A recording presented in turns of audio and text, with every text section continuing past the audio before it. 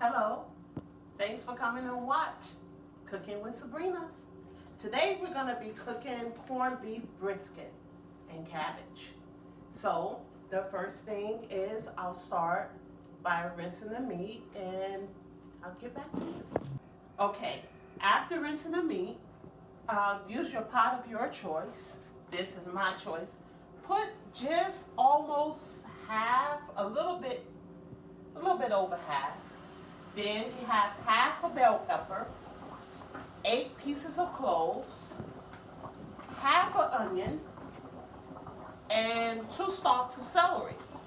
Cut it up nice the way you like it. I like mine really thin because I'm only using it to baste. I had that boiling for a second already. Rinse your vegetables good, of course.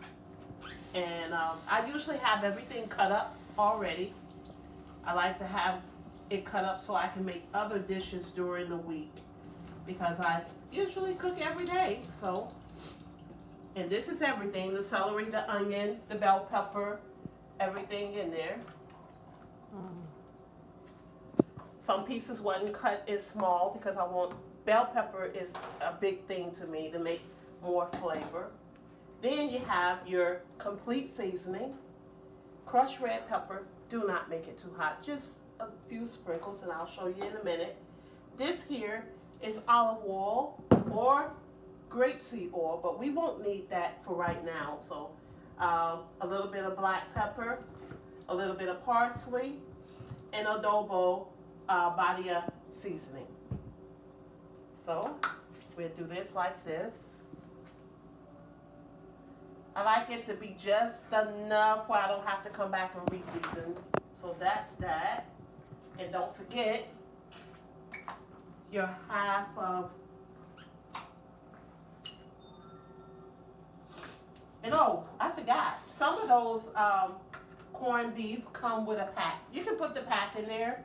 I like to save the pack for when it's halfway done so that the natural seasonings and vegetables can kind of kick in real good. And then I take the pack and put it in there.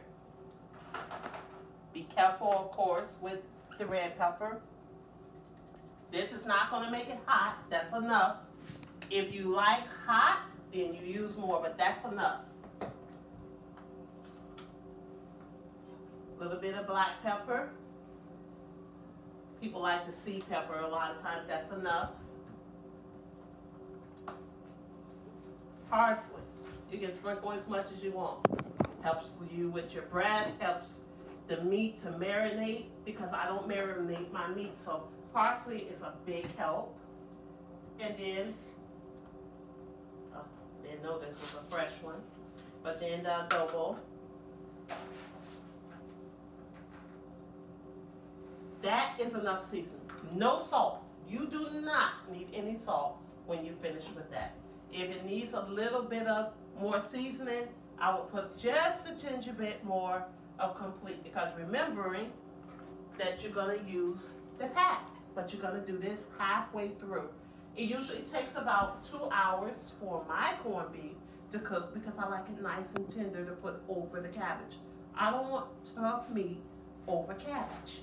So let's go ahead and put that on, and there you go, 2 hours. Make sure that as the water boils down, you continue to replenish it. If you notice that I've took some of the good stock out because it was overflowing, I should have used a bigger pot. Too late now because this is what I chose. So take some of the stock and put it in a bowl. And then every time it boils down until those 2 hours are up. I usually cook it on high for the whole 2 hours. Okay, now I've taken it out. You can see, as you can see, the juices are very nice and brown, wonderful color. I have a little additive there in case I need to pour more back on there, which is definitely the case. You slice it up nice and thin. It's very hot, as you see. I use the fork to do my slicing. I put a towel up under there because when you put it in with the cabbage, you don't want nothing tough, and you don't want to have to, you want to be able to cut it with a fork. So I cut it really nice, and it's only been an hour that it's been cooking on high with all of the vegetable stock in there with it, and the seasoning, which makes it extremely good. Don't worry if you don't cut it very even, because it don't matter. It's going in there with cabbage. Okay, so you just want to make sure that it's not real thick and that you're able to, and look at the juices just flowing out of there. The stock is really, really helping it to get tender.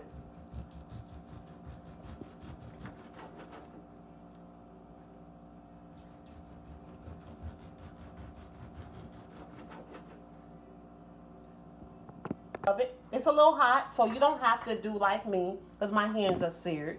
So take it, put it back in the pot. I've been cooking since I was 7, so my hands have became a little seared, still hot. And put all of that back in there. This is the stock that came out of here, so I'm just putting it back in with all its juices. Whatever little bit I can savor back in there. And then I'll most likely have to add a little water.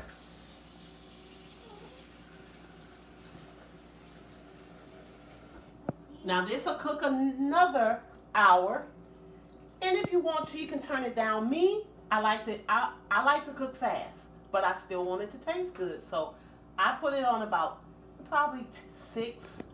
You know, depending on what kind of stove, so medium high. And I cook it for a whole nother hour. And then we'll be ready to start on the cabbage. When it's about 20 minutes from being done, I'll start on the cabbage. Keep some water over there, because remember, you're cooking it for another hour, and you're gonna need to keep filling it up with water, depending on how fast you cook. And again, I cook fast, so I'm gonna need this water, so I'll keep it here to keep replenishing it, and it's gonna make all the vegetables basically disintegrate and turn into just the stock. Forget, you done got it started again, and you got an hour to go. So now put that pack that came in it with it, that got all the good stuff, that's gonna add more flavor to your already flavorful corned beef. All right, just put that right on in there. Okay. Now we're at the end, 20 minutes before the corned beef is finished. The stock is awesome. The meat, my daughter said, is extremely tender. And now I'll let it finish cooking for the next 20 minutes. And again, I cooked it on high and just kept pouring water over it, making good stock and disintegrating all of the vegetables that was in it. Now we're gonna start over here with the cabbage. You don't need that big of a cabbage. This is a kind of big one. And carrots. Again, I'm a vegetable person, so the cabbage, the carrots, celery. I'll use another 2 stalks. Half of the bell pepper, about 6 garlic, onion, half. I won't need any butter.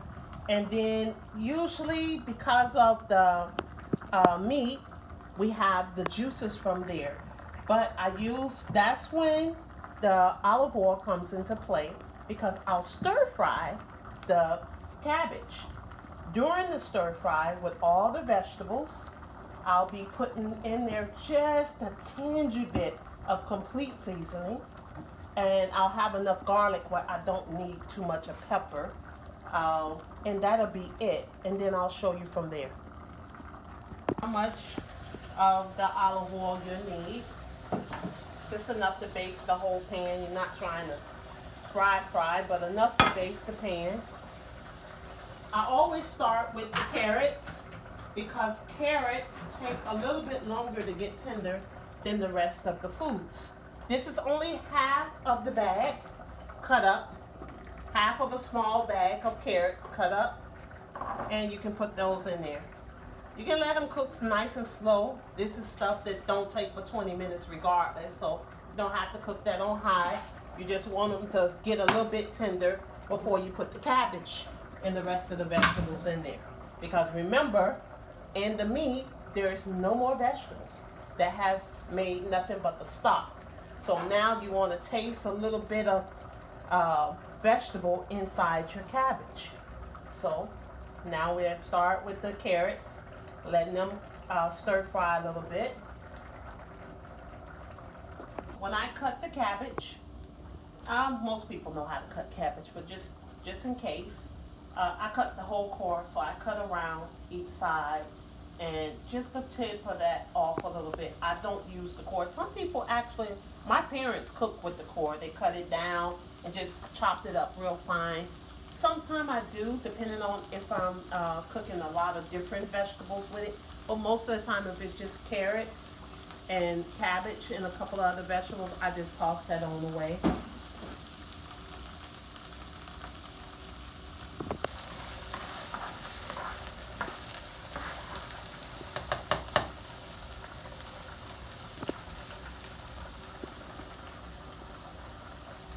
Okay, next you add the celery.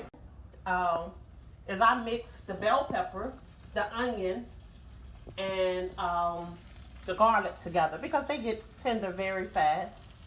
And that way you don't burn your carrots. Okay. Okay, now you turn that down low. Now you have your meat and the stock is absolutely fine. What I do now is I start adding the stock. That's okay. Make sure you only stir fry 7 to 10 minutes. You don't need more than that. You'll have leftover here, and you can keep pouring the stock in here to season your cabbage. Now that's good. All finished.